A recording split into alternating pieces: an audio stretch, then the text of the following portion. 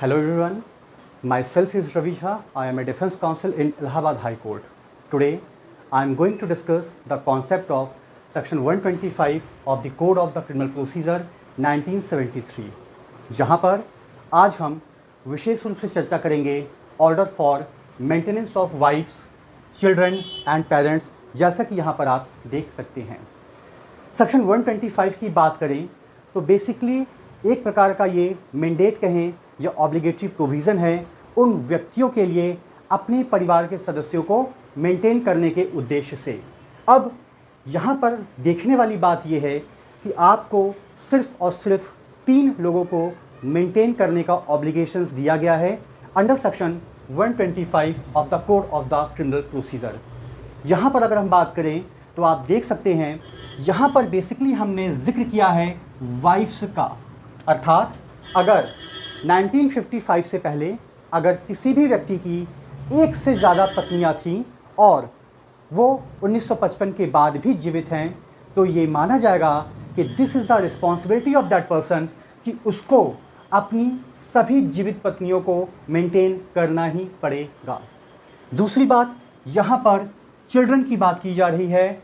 Children के अंदर आपके दोनों ही टाइप्स के बच्चे इंक्लूड होते हैं, आइदर लेजिटिमेट और इलेजिटिमेट। इवन दो अभी रिसेंटली ऑनरेबल कोर्ट का एक जजमेंट आया है जहां पर उन्होंने साफ साफ ये कहा कि बच्चे कभी भी नाजायज़ हो ही नहीं सकते हैं, बच्चे तो हमेशा जायज़ ही होते हैं। दूसरी बात यहाँ पर की गई है पेरेंट्स की, और पेरेंट्स के अंदर सेक्शन 125 के लिए सिर्फ और सिर्फ इंक्लूड किया गया है मदर और फादर को। अब यहाँ पर सवाल ये आता है कि अगर किसी भी व्यक्ति के पास सफिशिएंट माध्यम है, if a person having a sufficient means despite of that he is either neglect और रिफ्यूज, दैट मीन्स कि अगर किसी भी व्यक्ति के पास एक सफिशिएंट माध्यम है, उसके पास सफिशिएंट सोर्स ऑफ इनकम है, उसके बाद भी वो जानबूझकर या लापरवाही पूर्वक वो मना कर रहा है यानी कि नेग्लेक्ट कर रहा है, या वो रिफ्यूज कर रहा है यानी कि वो साफ साफ अपना डिसइंटरेस्ट शो कर रहा है कि मुझे आपको मेंटेन करना ही नहीं है। और यहाँ पर हम किन लोगों के मेंटेनेंस की बात कर रहे हैं? पत्नियां अगर एक से ज़्यादा जीवित हैं तो, बच्चे अगर वो लेजिटिमेट हैं या इलेजिटिमेट हैं, दोनों को ही सेक्शन 125 के अंदर इंक्लूड किया गया है। और पेरेंट्स का मतलब यहाँ पर है आपके माता और पिता से। तो जब कभी भी कोर्ट के सामने कोई भी एप्लीकेशन सेक्शन 125 को ध्यान में रखते हुए फाइल की जाती है तो कोर्ट सबसे पहले ये देखता है कि क्या इस व्यक्ति के पास सफिशिएंट मीन्स हैं या नहीं, क्या इस व्यक्ति के पास जिसको कि आने वाले वक्त में कोर्ट ऑर्डर करेगी कि you have to maintain either your wife, your children, your parents, उसके पास कम से कम पर्याप्त साधन तो होने ही चाहिए। अगर उसके पास पर्याप्त साधन नहीं है, अगर उसके पास खुद कुछ खाने और कमाने के लिए नहीं है, तो आखिर वो अपने बच्चों, अपनी पत्नी और अपने माता पिता को मेंटेन करेगा तो करेगा कैसे? तो सबसे पहली चीज़ क्या है कि this is the responsibility of the court कि they will have to look to whether that person having a sufficient means, yes और नो। और अगर इसका जवाब यस में आता है कि yes that person having a sufficient means, उसके बाद कोर्ट फिर इस एप्लीकेशन को फर्दर इंटरटेन करती है। अब यहाँ पर दूसरा एस्पेक्ट जो कोर्ट के द्वारा देखा जाता है वो ये है कि आखिर वो व्यक्ति जो अपने पत्नी, अपने बच्चों और अपने माता पिता को मेंटेन नहीं कर रहा है, उसके पीछे वजह क्या है? क्या वो जानबूझकर रिफ्यूज कर रहा है, विलफुली रिफ्यूज कर रहा है, या उसके हैंड से कोई लापरवाही बरती गई है? ऐसा हो सकता है कि that person is not really willing to misbehave with their respective wives, children and parents, लेकिन कई बार ऐसा हो जाता है। तो यहाँ पर कोर्ट सबसे पहले 2 चीज़ें देखती हैं कि कहीं ऐसा तो नहीं कि वो लापरवाही की वजह से सिर्फ अपने बच्चों, अपनी पत्नी और अपने माता पिता को मेंटेन नहीं कर पा रहा है, या कहीं ऐसा तो नहीं कि वो जानबूझकर अपने माता पिता, अपनी पत्नी और अपने बच्चों को मेंटेन नहीं कर पा रहा है। अब सवाल यहाँ पर यह है कि आपको सिर्फ और सिर्फ सेक्शन 125 के अंतर्गत 4 लोगों को मेंटेन करने की ज़रूरत है। मेंटेन का मतलब ये होता है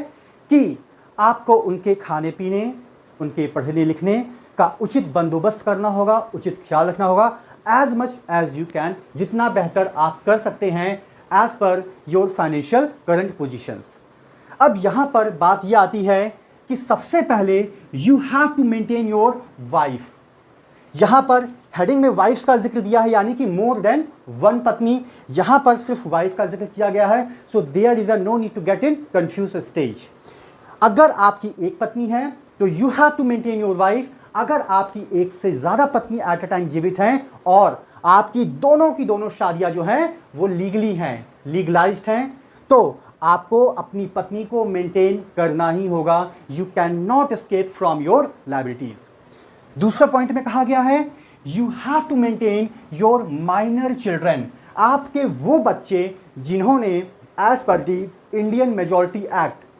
18 साल की उम्र प्राप्त नहीं की हैं, that comes with in the purview of minor. आपको उन माइनर चिल्ड्रंस को भी मेंटेन करना होगा। इट डजेंट मैटर कि वो लेजिटिमेट हैं, वो इलेजिटिमेट हैं, वो मैरिड हैं या वो अनमैरिड हैं। अगर वो माइनर हैं तो until and unless they will not attain the age of majority, you have to maintain your minor children.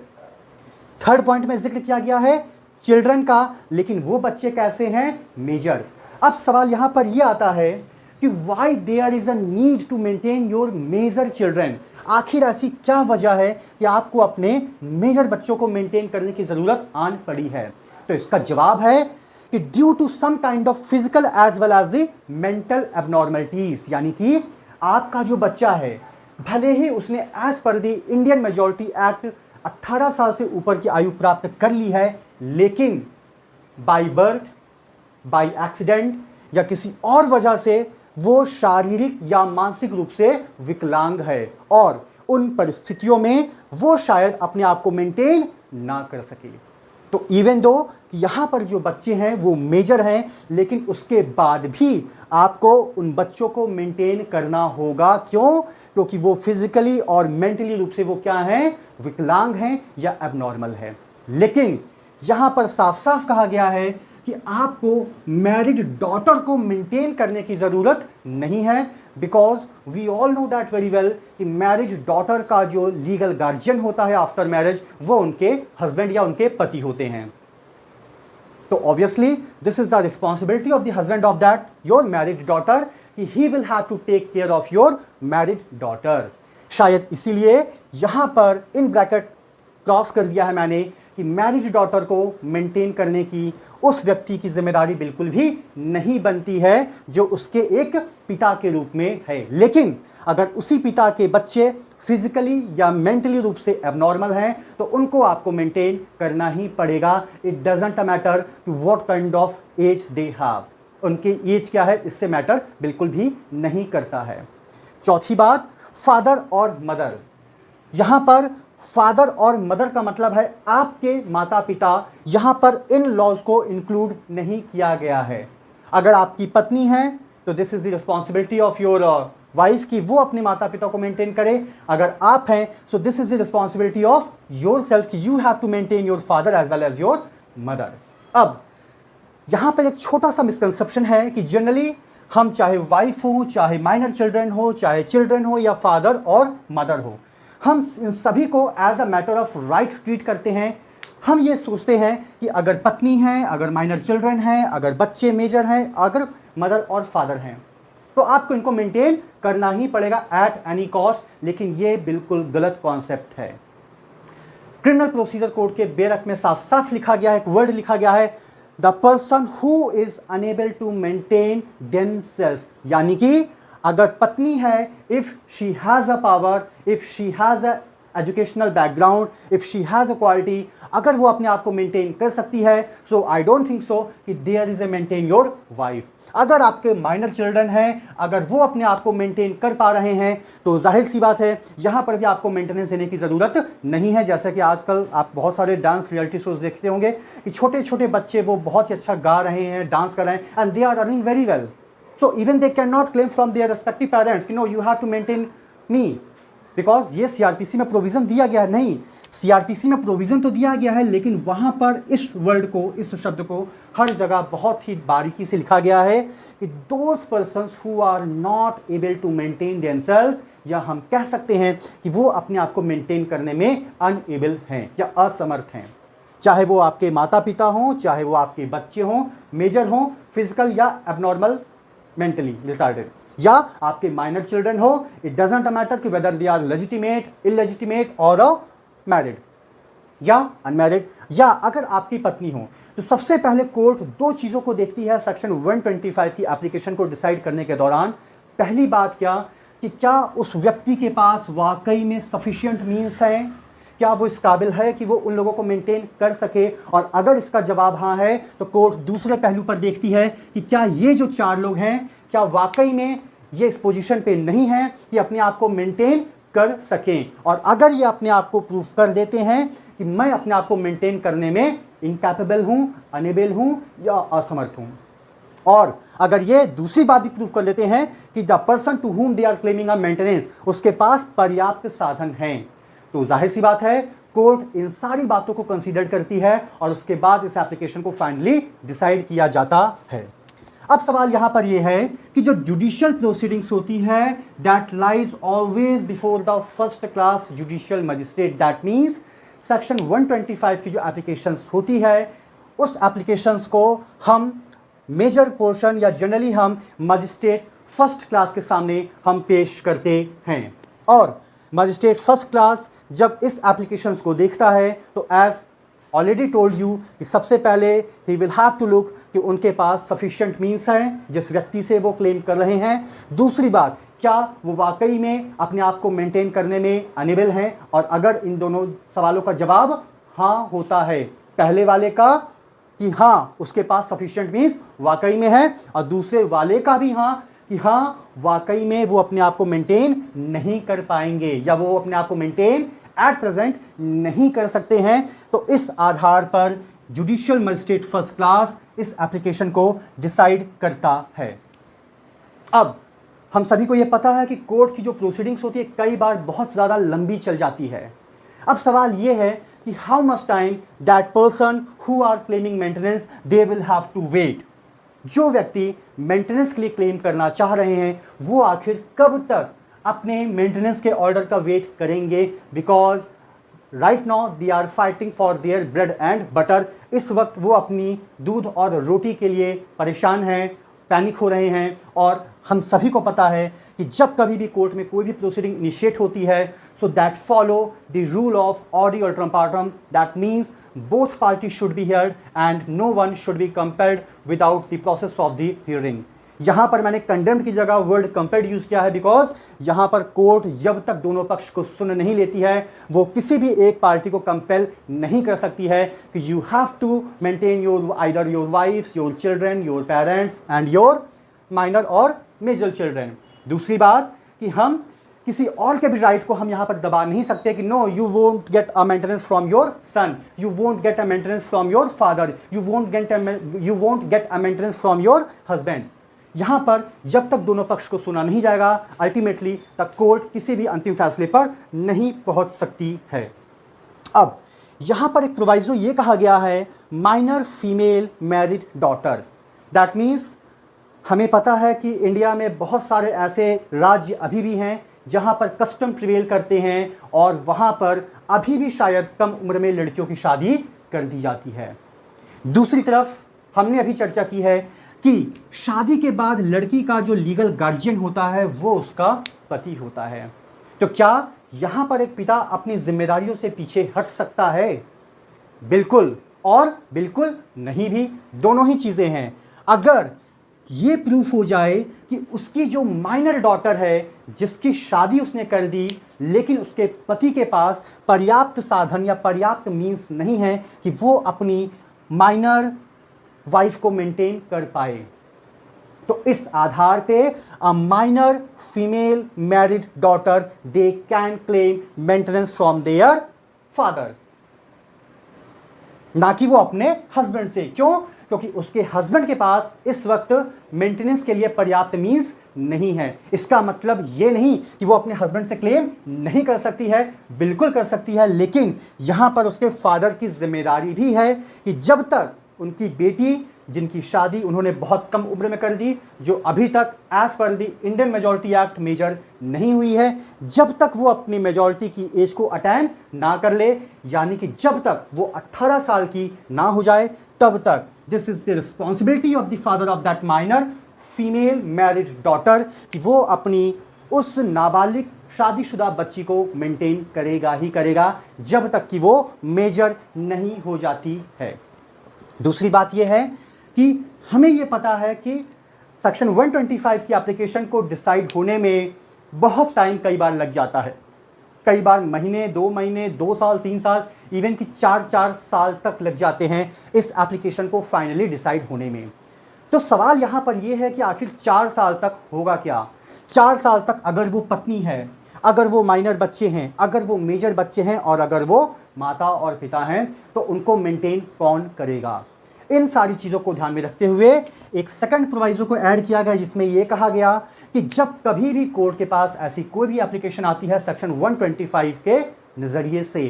So this is the responsibility of the judicial magistrate of the first class कि they will have to dispose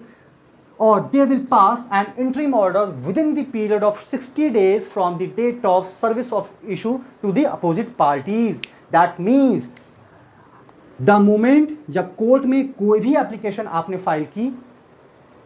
जाहिर सी बात है file कौन करेगा? जो Clement होगा, जो ये दावा कर रहा है कि मुझे इस व्यक्ति से मेंटेनेंस चाहिए और मैं इसका हकदार हूं,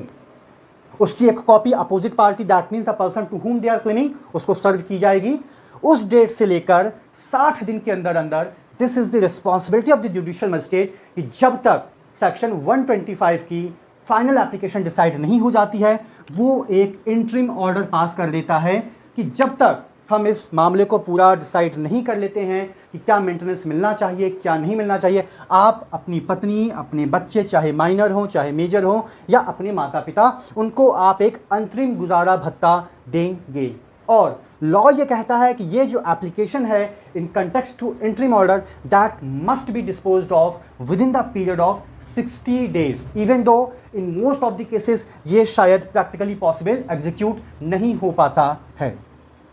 अब सवाल यहाँ पर यह है कि अगर 60 दिन के अंदर अंदर आपको अंतरिम गुजारा भत्ता मिलना शुरू हो गया,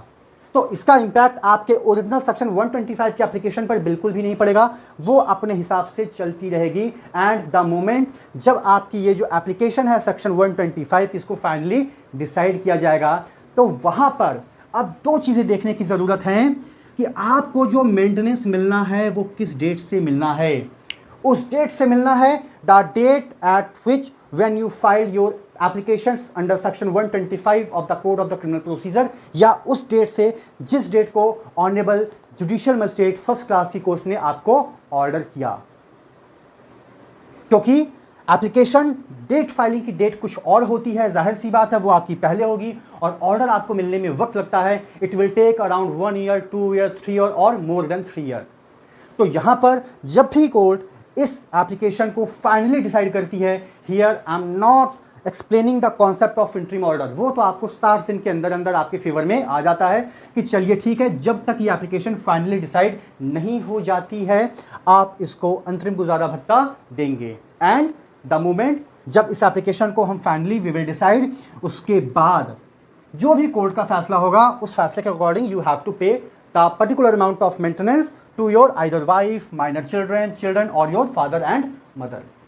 तो यहाँ पर 2 डेटें होंगी, ध्यान रखिएगा। एक वो डेट है जिस डेट को आपने एप्लीकेशन फाइल की और एक वो डेट है जिस डेट को आपका ऑर्डर पास हुआ by the competent court, that is called judicial magistrate first class. तो यहाँ पर जब कभी भी कोर्ट ऑर्डर पास करेगी तो वो इन डेट का जिक्र कर देगी कि इन्फोर्समेंट या मेंटेनेंस का जो अमाउंट है वो किस डेट से पे किया जाना चाहिए, क्या उस डेट से जिस डेट को आपने एप्लीकेशन पे फाइल की, या उस डेट से जिस डेट को कोर्ट ने ऑर्डर पास किया। तो generally court date of the order से ही इसको लागू करवाती है। क्यों? क्योंकि 60 दिन के बाद एक इंटरिम ऑर्डर तो पास हो ही जाता है और आपको वो अमाउंट मिलने लगता है। अब सवाल यहाँ पर यह है कि मेंटेनेंस का जो अमाउंट होता है वो as per the current financial position of the person to whom the applicant claiming their maintenance. जिस व्यक्ति को मेंटेन करना है ना, उसके करंट फाइनेंशियल पोजीशन के हिसाब से अमाउंट ऑफ मेंटेनेंस डिसाइड होता है और सामने वाले की रिक्वायरमेंट भी देखी जाती है कि आखिर उसको कम से कम कितना चाहिए, because there is not a minimum और द मैक्सिमम लिमिट। यहाँ पे कोई मिनिमम और मैक्सिमम लिमिट नहीं है कि नहीं मिनिमम यू विल गेट इतना and maximum you will get इतना, no it's not like that. तो यहाँ पर सबसे पहले ये देखा जाता है कि उस व्यक्ति की बेसिक रिक्वायरमेंट क्या है। उन चीज़ों को कंसीडर करने के बाद कोर्ट डिसाइड करती है कि चाहे तो आप मंथली पे कर सकते हैं, चाहे तो आप क्वार्टरली पे कर सकते हैं, चाहे तो आप हाफ ईयरली पे कर सकते हैं, चाहे तो आप ईयरली पे कर सकते हैं। जहाँ पर अब एक छोटी सी चीज़ है जो हमें समझने की ज़रूरत है। यहाँ पर एक लिमिटेशन एक्ट का एक छोटा सा कॉन्सेप्ट अप्लाई होता है, जहाँ पर यह कहा गया है कि अगर ऑनरेबल कोर्ट से आपके फेवर में ऑर्डर पास हो गया जिसमें यह कहा गया कि हर महीने की 10 तारीख को आपको इतना पैसा आपके हस्बैंड, आपके फादर या आपके बेटे से आपको मेंटेनेंस के रूप में मिलेगा, तो जाहिर सी बात है वो पैसा आपको मिल रहा है। द मोमेंट जिस भी मंथ आपको वो पैसा नहीं मिला, समझने वाली बात है, सपोज करिए जुलाई में आपको पैसा मिला, अगस्त में पैसा मिला, सितंबर में आपको पैसा नहीं मिला। अब आज है 2021, अब अगर आपको सितंबर के मंथ का मेंटेनेंस क्लेम करना है तो आपके पास ऑप्शन क्या है कि अगस्त 2022 से पहले पहले you have to file an application before the competent court कि योर लॉर्डशिप आपके द्वारा जो ऑर्डर पास किया गया था उस ऑर्डर को ध्यान में रखते हुए मुझे जुलाई का तो मिला, अगस्त का तो मिला, अक्टूबर का तो मिला, नवंबर का तो मिला, लेकिन बीच में एक मंथ सितंबर का नहीं मिला। तो यहां पर कोर्ट ने साफ साफ एक टाइम लिमिट फिक्स कर दी है and that time limit is maximum period of 1 year. That means within the period of 1 year you have to claim for that month in which you could not get your maintenance amount। अगर आप अक्टूबर 2022 में application file करते सितंबर के लिए तो normally the court will say I am extremely sorry, माफ़ कीजिएगा, हम इसमें आपकी कोई भी मदद नहीं कर सकते हैं अगर आपके पास कोई वैलिड या जेन्युइन ग्राउंड नहीं हुआ तो। अब यहाँ पर दूसरी चीज़ ये है प्रोवाइजो में कही गई है, और वो प्रोवाइजो आपका क्या कहता है कि जनरली जब कभी भी कोर्ट ऑर्डर पास करती है सेक्शन 125 को कंसीडर करते हुए या ध्यान में रखते हुए, तो ये एक प्रैक्टिकल चीज़ है कि जनरली जो हस्बैंड्स होते हैं इन केस ऑफ वाइफ, वो सेक्शन 9 हिंदू मैरिज एक्ट के तहत रेस्टिट्यूशन ऑफ कंज्यूगल राइट्स की एप्लीकेशन को फाइल कर देते हैं और वो कहते हैं कि मैं अपनी पत्नी को अपने साथ रखना चाहता हूँ, और जब अगर मैं अपनी पत्नी को अपने साथ रखना चाहता हूं तो why there is a need to pay extra amount to my wife in the form of maintenance. तो आखिर ऐसी क्या वजह है कि मुझे अपनी पत्नी को एक्स्ट्रा अमाउंट देने की ज़रूरत है। तो कई बार ऐसा होता है कि पत्नी जो होती हैं वो अपने पति के साथ रहने के लिए मना कर देती हैं कि your lordship extremely sorry for that, लेकिन मैं अपने पति के साथ बिल्कुल भी नहीं रह सकती हूँ। समझने वाली बात है। वन साइड 125 की एप्लीकेशन आपकी वाइफ ने फाइल की क्लेमिंग मेंटेनेंस, आप सेक्शन 9 में आप चले गए, आपने हिंदू मैरिज एक्ट, आपने वहां पर आरसीआर की एप्लीकेशन फाइल कर दी कि मैं अपनी पत्नी को अपने साथ रखना चाहता हूं और कोर्ट ऐसा ऑर्डर पास करे।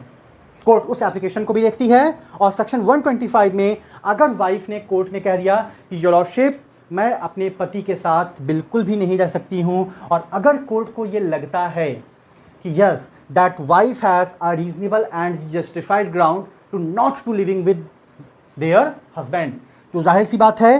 कोर्ट वहां पर वाइफ को कंपेल बिल्कुल भी नहीं करेगी। You will get a maintenance only when you will reside with your husband. आपको मेंटेनेंस तभी मिलेगा जब आप अपने पति के साथ रहेंगी। कोर्ट ऐसा ऑर्डर बिल्कुल भी पास नहीं करेगी और ना ही वो पत्नी को कंपेल करेगी, लेकिन हाँ अगर पत्नी के ग्राउंड उसको रीजनेबल लगे, जस्टिफाइड लगे, तो definitely they will impose there order over the husband. या आपकी वाइफ ने जो ग्राउंड्स बताए हैं वो ग्राउंड्स वाकई में जस्टिफाइड हैं, वाकई में रीजनेबल हैं। अब आपको अपनी पत्नी को मेंटेनेंस का जो अमाउंट है वो तो आपको पे करना ही होगा। अब सवाल यहाँ पर यह है कि वो कौन कौन से ग्राउंड्स हैं या वो कौन कौन से जस्टिफाइड रीजनेबल बेसिस हैं जहाँ पर वाइफ अपने पति के साथ रहने के लिए मना कर सकती है। पहली चीज, अगर उसके पति ने कोई दूसरी शादी कर ली या वो अपने साथ एक ऐसी महिला को रख रहा है जो कि उसकी पत्नी नहीं है, that is called general terms concubine और मिस्ट्रेस। या उसने एक दूसरी शादी कर ली है, और we know that very well as per the Hindu marriage act, अगर एक हस्बैंड है, एक पति है, उसकी पहली पत्नी अगर जीवित है, उनका तलाक नहीं हुआ है, तो वो अपनी पहली पत्नी के जीवित रहते हुए दूसरी शादी नहीं कर सकता है और उस शादी की कोई मान्यता भी नहीं होती है। दूसरी बात वाइफ का क्या है कि अगर उसका पति किसी दूसरी महिला को अपने साथ रखा हुआ है, जो महिला उसकी पत्नी तो है नहीं, क्योंकि पत्नी तो मैं हूं, तो जाहिर सी बात है ये दोनों एक वैलिड ग्राउंड है एक महिला के पास कि वो अपने पति के साथ रहने के लिए रिफ्यूज़ कर सकती है, और कोर्ट इसको एक प्रॉपर जस्टिफाइड ग्राउंड मानती है। दूसरी बात कि अब यहां पर हस्बैंड के पास भी कुछ ग्राउंड्स हैं, इवन दो सीआरपीसी में कहा गया है कि husband will have to maintain their wife, लेकिन अगर husband during the proceeding of the trial अगर वो कोर्ट में ये प्रूव कर दे कि उसकी पत्नी she is living in adultery, that means वो किसी और पुरुष के साथ एक पति पत्नी जैसे रिलेशन में रह रही है, तो उस ग्राउंड पे कोर्ट जो भी मेंटेनेंस का जो ऑर्डर है वो कैंसिल भी कर सकती है, या ऑर्डर पास करने से पहले भी उस पूरी की पूरी एप्लीकेशन को कैंसिल किया जा सकता है, because on the basis of adultery a wife is not entitled to get the amount of the maintenance. अगर पत्नी के संबंध है किसी दूसरे पुरुष के साथ अपार्ट फ्रॉम देयर हस्बैंड, और अगर हस्बैंड इस बात को कोर्ट में प्रूफ कर देता है, even though at present era the adultery is declared by the Honorable Supreme Court of India is purely unconstitutional, लेकिन still this is a ground to get a divorce, or this is a ground to back out from the order of paying the amount of the maintenance to your wife. This is the valid ground कि अगर पत्नी adultery में रह रही है, वो किसी और पुरुष के साथ उसके पत्नी या पति जैसे संबंधों में रह रही है, तो जाहिर सी बात है कि उसको मेंटेनेंस की हकदार बिल्कुल भी वो नहीं है। दूसरी बात कि अगर उस महिला और उस पुरुष, दैट मीन्स हस्बैंड और वाइफ, दोनों ने म्यूचुअली डिसाइड कर लिया है कि इट्स अ टाइम कि वी शुड सेपरेट, हमें अब अलग हो जाना चाहिए, और ये उनका जो डिसीजन था वो on the basis of mutual consent था, दोनों की सहमति थी। अब कंसेंट का मतलब फ्री कंसेंट, कॉन्ट्रैक्ट एक्ट आप चाहे तो आप देख सकते हैं, कंसेंट फ्री होनी चाहिए, उसके अंदर कोई अंडर इन्फ्लुएंस नहीं होना चाहिए, फ्रॉड नहीं होना चाहिए, मिसरिप्रेजेंटेशन नहीं होना चाहिए, और एक्टिव कंसीलमेंट ऑफ फैक्ट भी नहीं होना चाहिए। तो अगर ये सारी चीज़ें नहीं हैं तो जाहिर सी बात है वो एक म्यूचुअल कंसेंट है, यानी कि यहाँ पर उस पत्नी ने अपने मेंटेनेंस के राइट को खुद क्या कर दिया, वेव कर दिया या सरेंडर कर दिया। तो ऐसे हालात में भी जो पत्नी होती है वो मेंटेनेंस की हकदार बिल्कुल भी नहीं होगी, अगर उसका वो डिसीजन हस्बैंड के साथ क्या है, म्यूचुअल है। तो it's all about the whole concept of section 125 of the code of the criminal procedure, जहां पर सिर्फ दो चीज़ों को कोर्ट कंसीडर करती है। पहली बात ये कि क्या उस व्यक्ति के पास वाकई में पर्याप्त साधन है कि वो अपनी पत्नी, अपने बच्चे, अपने माता पिता को मेंटेन कर सके, और दूसरी बात कि उसकी पत्नी, उसके बच्चे और उसके माता पिता क्या वो वाकई में अपने आप को मेंटेन करने में अनेबल हैं या इनकैपेबल हैं। अगर इन दोनों सवालों का जवाब हाँ होता है तो generally the court will pass the order under section 125 of the code of the criminal procedure. Final application को डिसाइड होने में it will take sometimes a long time, काफ़ी वक्त लग जाता है। इन सारी चीज़ों को ध्यान में रखते हुए इंटरिम ऑर्डर के लिए टाइम लिमिट डिसाइड की गई थी 60 डेज, दैट मीन्स 60 डेज के अंदर आपकी जो एप्लीकेशन है that will be decided in the form of interim order, कि जब तक आपकी एप्लीकेशन फाइनली डिसाइड नहीं हो जाती है आपको इतना गुजारा भत्ता तब तक मिलता रहेगा। कब तक? जब तक कि एप्लीकेशन फाइनली डिसाइड नहीं हो जाती है। आपकी एप्लीकेशन फाइनली डिसाइड हो गई तो फिर से वहां पर कोर्ट एक डेट को लेकर अपना जुडिशियल माइंड अप्लाई करेगी कि कौन सी डेट मैं मेंशन करूं, वो डेट मेंशन करूं मेंटेनेंस के रिगार्डिंग कि जिस डेट को इन्होंने एप्लीकेशन फाइल की थी, या वो डेट मेंशन करूं जिस डेट को हमने ऑर्डर पास किया है। जाहिर सी बात है, अगर कोर्ट ने डेट ऑफ एप्लीकेशन की डेट को डिसाइड कर दिया ऑर्डर के फॉर्म में कि इस डेट से आपको मेंटेनेंस मिलना चाहिए, तो जाहिर सी बात है, चाहे वो हस्बैंड हो, चाहे वो फादर हो, चाहे वो बेटा हो, इन कंटेक्स्ट टू मदर और फादर, तो उसको उसी डेट ऑफ एप्लीकेशन की डेट से अमाउंट ऑफ मेंटेनेंस पे करना पड़ेगा। दूसरी बात कि ये अगर मंथली बेसिस पे है, आपको हर मंथ पे करना पड़ेगा पर्टिकुलर अमाउंट, जो भी कोर्ट ने कहा है जिस तरीके से। अगर किसी मंथ वो पे नहीं कर पाते हैं, तो जो अपोजिट पार्टीज हैं वो क्या करेंगी, वो within the period of 1 year they will have to make an application before the competent court कि योर लॉर्डशिप, आपका ऑर्डर था और हमें इस मंथ का नहीं मिला है और हमारी जो एप्लीकेशन है वो बिल्कुल भी टाइम बार्ड नहीं है। तो जाहिर सी बात है, इन चीज़ों को ध्यान में रखते हुए आपकी एप्लीकेशन को डिसाइड किया जा सकता है। So thank you so much. It's all about the whole concept of section 125 of the Code of the Criminal Procedure 1973. Thank you so much.